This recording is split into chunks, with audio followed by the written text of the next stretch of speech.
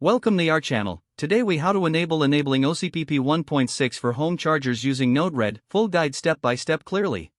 To enable OCPP 1.6 for home chargers using Node-RED, start by installing Node-RED on your system. Visit the official Node-RED website for installation instructions. Once Node-RED is installed, open the application in your web browser. In the Node-RED interface, locate the Manage Palette option from the menu. Search for the necessary nodes to enable OCPP support within Node-RED.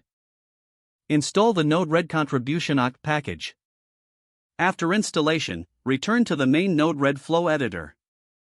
Drag and drop the OCPP server node onto the workspace.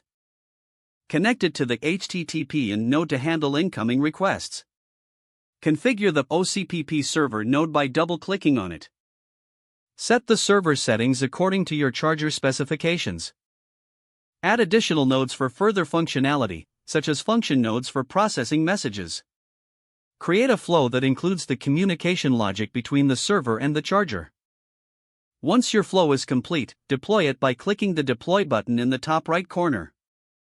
Test the connection by sending a request from your charger to the Node-RED server. Use the debug window in Node-RED to monitor incoming messages and troubleshoot any issues.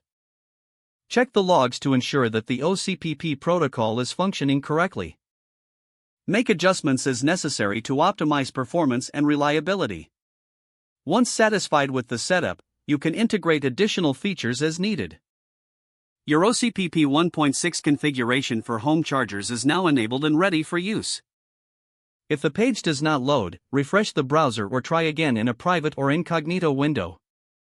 Make sure you are using the correct email address, then retype it carefully to avoid small typos. If your password is not accepted, use the reset option and create a new strong password you can remember. Check your spam folder for verification or security emails, then complete any requested confirmation steps. Enable two-factor authentication if available to improve account security and reduce unauthorized access risk. After signing in, review your profile details so your contact information and settings are accurate and current. If you see an error message, note it down and try again after restarting your device and internet connection. Log out when you finish, especially on shared devices, to keep your account and payment information secure. Don't forget to like this video and subscribe to our channel for more step-by-step tech guides.